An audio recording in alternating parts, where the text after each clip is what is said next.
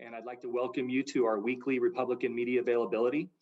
With us today on the House side, our House Republican leader, Representative J.T. Wilcox from the 2nd Legislative District, and Representative Eric Robertson from the 31st Legislative District.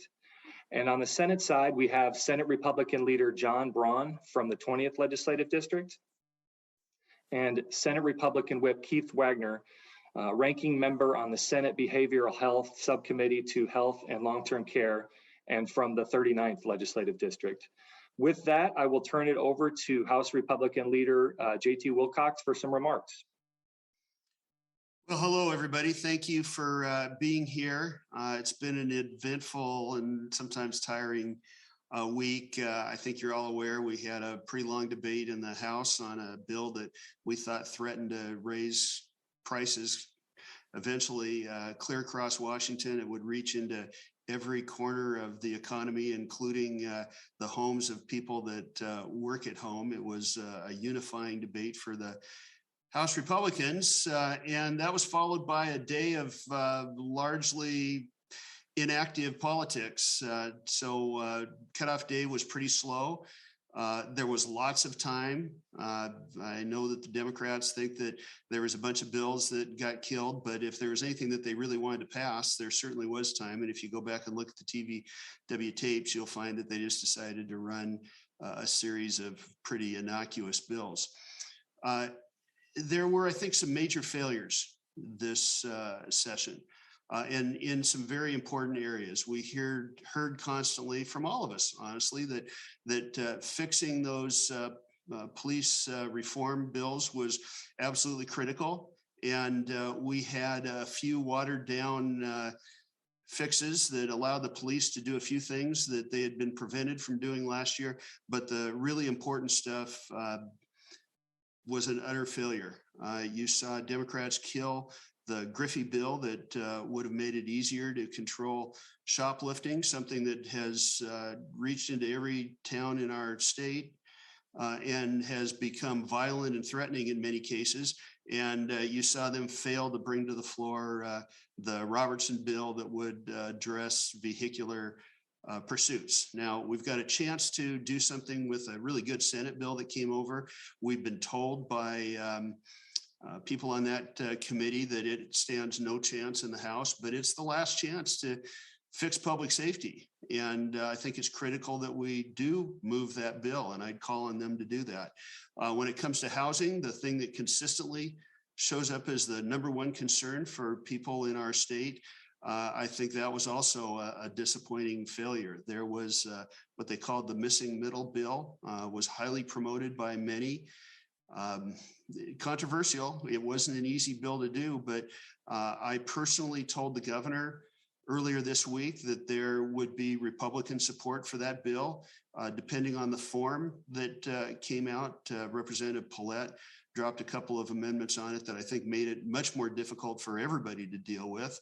And the word was passed to Democratic leadership that there could be a significant number of Republican votes for that bill, depending on the form, if it came to the floor. But that was another one that, although there was plenty of time yesterday, just never came forward. So the one big chance to do something on housing, I think, was squandered. There. Those are the things that I'm disappointed about. There were some good things that happened, but I think they're overshadowed by the things that the other side just decided was too hard to bring up this year. Over to you, John. Thanks, JT, and thanks everyone for being here this afternoon. So as we wrap up or get week for cutoff, we're still focused on the same things we've been focused on the whole session. Restoring public safety, returning affordability to our working families, the state of Washington, and rebuilding trust in state and local government. And I would say it's been some ups and some downs on public safety. As JT mentioned, we were able to pass Senate Bill 5919 across to the House. It's a good public safety bill, a Democratic prime sponsor, but one that we were able to modify with the help of Keith Wagner, who's also on the call with me today and make it a better bill and pass with a majority of Republican votes. If it dies in the House, that would be very disappointing, and I think it would show just the House majority's not listening to people in the state of Washington who are suffering with a huge increase in crime in communities around the state. So we'll see what happens. On affordability, not so good. My take has been we should view every bill that comes to a vote on the floor of the Senate this year with a lens of how does it affect affordability for working families around the state of Washington. And frankly, many bills don't meet that standard. They're adding it to the cost of living in Washington, make it more affordable. We had a big debate last night on transportation. We may want to talk about that, but and we've all been very supportive of doing a transportation package, but what this does is add billions of dollars of new taxes on working families where they can't afford it. And the majority will claim that they didn't do a gas tax, but I beg to differ, because guess what? That export fuel tax is on everything that goes to Oregon. Down here in Southwest Washington, where I live, most of our fuel comes out of Oregon, so we will be paying that tax. That is true in many parts of the state. So in addition to being likely a violation of the Commerce Clause of the U.S. Constitution, it's also adding a gas tax to people in the state of Washington when they can at least afford it. And then on rebuilding trust, we had a pretty good debate yesterday on an emergency powers bill that would purportedly reform the emergency powers statutes, but really does nothing. It's a rare instance where me, my caucus, the governor, and the Speaker of the House are all in agreement that the bill really does nothing, which is a disappointment. We could have done much better. We offered some good amendments, could have made a real change, and not a partisan change, but one that just re-involved the legislature in a long-term emergency like we're in right now. So lots of stuff going on. I'm sure you have lots of questions. So all in there. We have, as I mentioned, Senator Keith Wagner from the 39th district on with us today to answer questions as well. Thank you. Yeah, John, I'd like to just step in here because both of you mentioned the vehicular pursuit amendment that went on the Democrat-sponsored bill. And I think the House members would do well to remember that bill is sponsored by a Democrat, and that amendment would not have made it on without support from Democrats on the other side. So all it does is provide for limited pursuits in certain specific situations that are safe, where the public safety interest is taken into account. So to your folks on the House side, I'm pitching this to JT. The Democrats helped us get that there, and they were right to do so. So if the folks in the other chamber can't help us out there, I don't know why not. And with respect to the transportation bill, I'm not sure what's worse about that bill, what's in it, or the way that it was brought before us. And I'd be happy to talk about my disappointment with that. But when you bring a bill in the dark of night, as they tend to do when things are unpopular, or you can hide from public scrutiny, when you violate your own rules for hearings to bring it forward, that's disappointing, but it's something that the majority has the prerogative to do. What's really angering is that they moved to end debate. And that's only the second time that that's happened since I've been down here. And both times I was very disappointed in the leadership on the other side of the aisle to muzzle those of us who speak for our district. So our districts had no voice. After a certain point, I did not get to speak on the transportation bill. I didn't get to speak for my constituents across the state or my constituents in the 39th. I think that is appalling behavior on a bill that costs so much and does so little for our state. All right, with that, we'll go to questions. Rachel LaCourte from the Associated Press. Hi, good afternoon. Just wanted to get initial reaction from both Senator Braun and Representative Wilcox on the news we got out of the revenue forecast this morning. Well, I guess we kind of figured it might be the case just because we've seen the tax collections over the last couple of months, but another great forecast by our calculations. I think it's the Ways and Means staff calculations. We're now have a $15 billion surplus over a very robust 2-year biennial budget. So $15 billion that we ought to be using to do things like transportation without putting more regressive taxes on the people of the state of Washington. Well, there's not a lot that unifies Republicans more than the opportunity to cut taxes. These dollars might be in the hands and projected to be in the hands of the state of Washington right now, but they came from real people. And we think a significant amount of this should go back to the real people that paid the tax bill, and also investments in the economy to continue robust performance. And that is the hard assets that go into transportation and allow everyone in Washington to thrive. And then for Representative Wilcox, Senator Braun already spoke about his frustrations with the emergency powers bill. I think there were just a couple of Republicans that voted for that measure in the Senate. What do you think the reception will be among your caucus when that bill makes its way over to you, assuming it's not amended in committee? Well, we have ongoing discussions in the House, and we haven't given up on creating a bill that is substantive rather than one that just sort of papers over the problem. But we'll either get it this year, or we will do everything we can to have a substantive bill under better conditions in the 23 legislative session.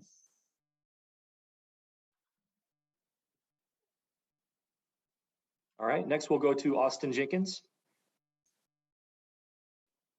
Thank you. I wanted to know from both the leaders if you are aware of any staff who've called in sick today in protest over the legislative employee unionization bill dying. And I'm also wondering what your position is on that bill. Should your staff, should legislative staff be allowed to unionize? Well, go ahead, John. Yeah, I mean, I am aware of a number of Democratic staff members who have called in sick. To my knowledge, there are no Republican staff members who have called in sick. And to my knowledge, there are no Republican staff members. And I actually don't know of any nonpartisan staff members, but I may be not in the know on that, who are worried about that bill. This seems to be a problem with the Democratic staff primarily, and I can't tell you whether that's ideological or their working conditions are not as good as our staff's working conditions. I generally don't know, but I know our staff is all here doing the people's work today. Yeah, I would say I'm a lot less informed maybe about this than others, because I don't think that the House Republican staff is involved. And, if that bill came forward, I think I'd also listen to our House Republican staff. They're not supposed to lobby. That doesn't mean I can't ask about things. And, I think most people are, even though conditions are tough, staff was up late because we were up late the other day, and I appreciate them a great deal. They have, in some cases, more background. In fact, many cases, more background than we do. And their opinion deserves to be heard, not just the opinion of the one side. Austin, do you have a follow-up? Yeah, just briefly, Representative Wilcox, that debate went on all night because of your members. And I just wonder about the Democrats could have set it down or tabled it at that point, but you guys kept it going. How I understand the issue is important to you, but how do you justify keeping people up all night long until 6 a.m, pulling an all-nighter in this fashion? What was it about this bill that justified putting the members and the staff through an all-nighter on the eve of a key cutoff? Well, first of all, I think everybody in the private sector has been through moments in their work life when things were important and they had to get done. In my old life, I used to be involved in processing plants and management staff because of demand or because of equipment installations. Maybe every couple of years ended up going very, very late. And I've often found that those are the times that you remember and there's the greatest amount of teamwork. So these are things that are required in almost every kind of workplace. It's a problem if it happens all the time. And I think it's often a team building exercise when it happens on occasion and for a purpose that people believe in. This was not a debate that was imposed on the House Republicans. In fact, the hard thing would have been to shut it down. Our members, and I believe our staff too, were, involved in something that they really believed in. I said that this touched every part of the economy. And by the way, it overturned a initiative that had been passed by a pretty large margin by the people of Washington a few years ago. So, they believed in it. We sign up for being in the legislature, understanding that it's not a regular 9-to-5 schedule. And then we do everything that we possibly can to compensate people with time when the session is over. All right, next we will go to Joe Sullivan of the Seattle Times. Yeah, hi, to follow up with the House Minority Leader on the missing middle bill, given that you felt it urgent enough that if you can go to the governor, if there is enough Republican support for some version of this bill, is there a way to make that clear and revive the effort in some fashion here by the end of the session? Well, the sponsor said that it was dead. I saw her tweet the other day, but there are enough Republicans that believe we have to find ways to provide housing. The speaker many times has said that we're short 250,000 homes. And, I talked to organizations like the Realtors that feel like we should find a way to make it more possible to build homes. So I would say that there could be an opportunity. But let me also say this, there were a bunch of other bills that were passed that do the absolute opposite. Bills that increase the cost of construction. We saw a building code bill that has been estimated to add close to $10,000 per dwelling unit. And that passed on a party line vote. We hear all this talk about this crisis, and it's a crisis of availability and cost, yet the things that pass almost every single time add to the cost of housing. And I find it one of the most discouraging things to do, and it makes it hard to look in the mirror to be part of that effort. Yeah, if I could add to that, we had a bill yesterday, I believe, that doubled the amount of time required for an apprentice in the electrician field to be able to take the test to pass on as a journeyman. That is the worst type of medicine for the illness that we're suffering here of not having affordable housing in the correct numbers. We double that. We have people coming to the state because there's a demand signal for skilled workers. And now we're going to make it harder for them to progress in their careers.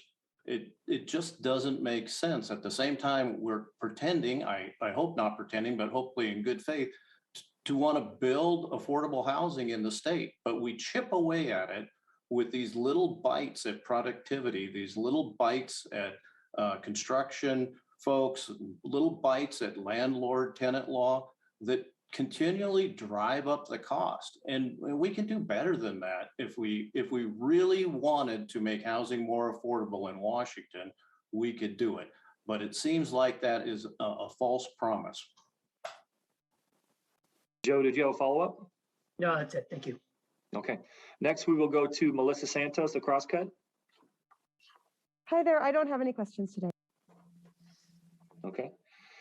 Next, we will go to Laurel Demkovich of the Spokesman Review. Thank you. I just want to briefly follow up on that housing question. I'm just wondering if Representative Wilcox, if you can talk a bit about like what in the middle housing bill you would have wanted to see tweaks a little bit to bring more of your support and more of your caucus over. Well, I think the issue that I mentioned to the governor was a problem in both House and Senate caucuses, and those were the amendments by Representative Paulette, who has been a constant in constant opposition to anything that allows greater density in urban areas. That bill had been dialed down quite a bit. It had become, not a perfect vehicle, but a vehicle that could have moved forward for some of our members. I haven't said that this involves every House Republican, but I think there were a significant number that could have helped move that forward in hopes that it would be improved in the Senate. But the Paulette amendments were probably the thing that made it most difficult in both caucuses. But I'm totally shifting gears on you. Housing is a critical need. I was talking with Bruce Dameyer, Pierce County Executive today, on something that is equally critical. I don't know that we're even seeing the peak of the crime wave that we're experiencing here, whether it's property or violent crime or property crime that is sometimes escalating into violent crime. He told me this morning about an incident in Pierce County this week where someone stole a big diesel pickup, drove it through a garage door and started ransacking the house. The homeowner chased them away. They were eventually apprehended, and because of COVID restrictions and staffing problems, they couldn't even be booked. So we've got some other major problems here, and it's not necessarily the stuff that is moving in the House or the Senate. Did you have a follow-up, Laurel? Yes, on emergency powers. At the beginning of the session, your caucuses were, somewhat maybe not supportive, but looking forward to the fact that Democrats were finally taking a look at this. And now in the Senate, there was very little Republican support on this proposal. So I'm just wondering if you can talk about why not support something rather than nothing. And in the House, Representative Wilcox, is there any indication that there may be room for some changes from your side on the proposal that came over? Well, we're definitely going to try. And there has been a little more Democratic interest, I think, as you might have noticed. The bill that was dropped on the House side by Representative Corey had a Democratic co-sponsor. Number 2 on the bill was a Democrat. So we're going to work hard on this and see if we can move it farther. But if we can't, we've got a new opportunity in 23, and we may have a different environment in 23, and we're not going to give up on this. Like I've said many, many times before, whether it's a Republican or a Democrat in the governor's mansion, we should not have this situation where the same person decides when an emergency ends when it begins and when it ends. And the legislature has to take responsibility. Yeah, and to answer your question, I mean, we're supportive of reforming the emergency powers statute, but the bill that was passed off the floor of the Senate yesterday does virtually nothing to change the situation. It does not. It basically says there is a way to stop a prohibitionary order if all 4 leaders agree. But there's a way right now. I mean, we can call ourselves into session. We can pass a bill with 2/3, actually a lower threshold, and override the governor. We could do that right now, but they're not willing to do it. What needs to happen is we have to be in a position just like we are with every other emergency order, that we can extend them if we choose after a certain period of time. And we offered a couple of amendments to try to find a middle ground. And we've been advocating for this for the better part of 2 years. We've repeatedly made offers to try to address the concerns of the majority in the Senate. And they really weren't interested in emergency powers reform that did anything. They just wanted to check a box and say they did it, and then they're feeling the pressure from the governor, who is actively lobbying against any reform to the emergency powers law. So this bill does nothing. And why would we vote for something that does nothing just to say we checked off the box? That's not how we're operating. And I think the voters are smarter than that. They're going to quickly realize that it should make it through the House and get signed by the governor, which I think is a stretch at this point. That it really does nothing, and they're going to be disappointed in the folks who supported it and claimed it fixed the problem. And Laurel, there's actually a danger in dignifying a bill like that with a vote, because it gives the Democrats cover. It says, oh, we solved this problem and we can move on and put it in the rearview mirror, when nothing has really been done to solve the problem. So they're waving this flag, and if you put bipartisan support on something that diluted and that weak, you're giving them a talking point that they don't deserve, and giving them the opportunity to back burner a real problem. All right, next we will go to Hanna Scott. Hi, thank you. I think I would direct this towards Representative Wilcox. If anyone else wants to chime in, please do. Speaker Wilcox, you said, sorry, Speaker Leader Wilcox, you mentioned the Dan Griffey retail theft bill that obviously failed. There's a separate bill from Senator Patton that is somewhat similar that did pass and is been read in over to the Public Safety Committee, but it doesn't seem to have a hearing yet. I'm wondering if you're hearing anything on the possibility of that bill moving. I haven't, but it may be that Representative Robertson, who's deeply involved in these issues, has heard more than I have. We'd certainly welcome it. Thank you, Hannah, for the question. I'm certain that a good Senate bill like that one from Senator Patton will get a hearing. I would at least hope so. But it is really unfortunate, as you point out, the issue of crime was principally ignored during this House session. Representative Griffey's retail theft bill failed. The pursuit bill, which I was told up until just a couple days before cutoff would be advanced out of the House and brought up on the floor for debate, was ignored. And I hear, I know they're hearing the loud voices, but the House Republicans, my colleagues, we're listening to the voices of reason out there, and we're listening to folks in the communities that are victims of crime or simply afraid to go out in their communities due to the prolific criminal activity and it's becoming more and more brazen is another fear. But we had several bills offered in committee. None of them came to the floor. They provided real solutions to accountability of the criminal activity that's occurring in our communities, and we're just very, very disappointed that none of those were brought up and debated on the floor when so much time was available to do so. Did you have a follow-up, Hannah? I do, actually.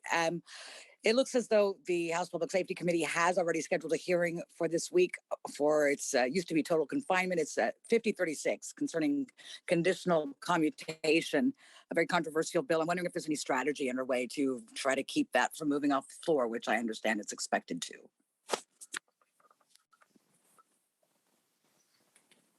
Good. Well, I guess I'll start with this. We're failing on both ends of the spectrum when it comes to public safety. We've taken away tools from law enforcement so that people aren't being apprehended and they're a risk to all the citizens that are out there. But also in the Department of Corrections, we're shortchanging the public. We haven't prioritized public safety. We're letting people out early, some of who should never be out, in my opinion. And we're not keeping people in there long enough to rehabilitate them, which is the point of our Department of Corrections. Yesterday, the Senate reconfirmed the appointment of Ms. Strange as the Secretary of Department of Corrections. I did not support that because I've worked very hard to make positive changes in the correctional facility in my district and felt like I'm getting no responses to my questions as they continually cut our facilities, cut our correctional staff, cut the programs for the people who are supposed to be being rehabilitated. So we've got a long way to go. And I hope that you folks can take this message out to the public. The Republicans are trying very hard to fix this public safety problem on both ends, the intake and rehabilitation and how people come out into society. And we want to see that done in a way that makes them citizens who are productive and safe to come back into society. But right now, we're rushing people out the door, and that's not a right thing to do for Washington. And as Senator Wagner pointed out, one of the criminal justice bills we did have on the floor of the House was to make sentences run concurrent for some of our violent offenders and such. So if they're charged with more than one crime, they only have to do one piece of their time. And again, we're really perplexed by the fact that as we see this crime wave just increase, And with all these bills for accountability that are available to send out to our law enforcement community and our prosecutors, they're ignored, and instead we're putting people back out on the streets early. It's mind-boggling at times. All right, next we will go to Lee O'Brien. Thanks, John. I was hoping to ask this question to the Democratic leadership, but unfortunately they didn't have time for it. So I was wondering if you all had any insights as to why Representative Bateman's bill never made it to the House floor, despite you all seeming to support it. I think that housing policy is very difficult for a caucus that represents dense but wealthy places. And, you have a lot of progressive rhetoric around providing housing, and folks that represent these areas have a lot of constituents that are hostile to that idea if it's in their area.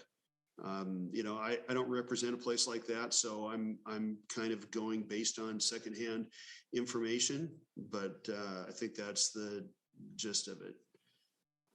This is one of those hard things to do. We hear from them all the time about how hard it is to govern. This is a hard thing, and when you govern, I guess you have to do hard things. Do you have a follow-up, Leo? I do not. Thank you. All right. Last question will go to Jeff Pogula. And I'm good for today. My question was answered, so thank you. All right. Would the leaders like to make any closing remarks? I defer to the Senate. Sure, I'd be happy to. I think, as I said when we started, we're going to stay focused as we enter the second half of this session. We start looking at House bills. We're going to stay focused on public safety, on affordability, on rebuilding trust. I don't think there's any surprises there. I think the one thing beyond that I would mention, just because we didn't talk about it much, is transportation. Look, we just passed a $18 billion 16-year plan to fund transportation on the backs of working people for the most part, with less than 1 week of deliberation, no fiscal note, and we abbreviated the debate on the floor of the Senate, and nobody seems to be interested in that. I'm a little surprised.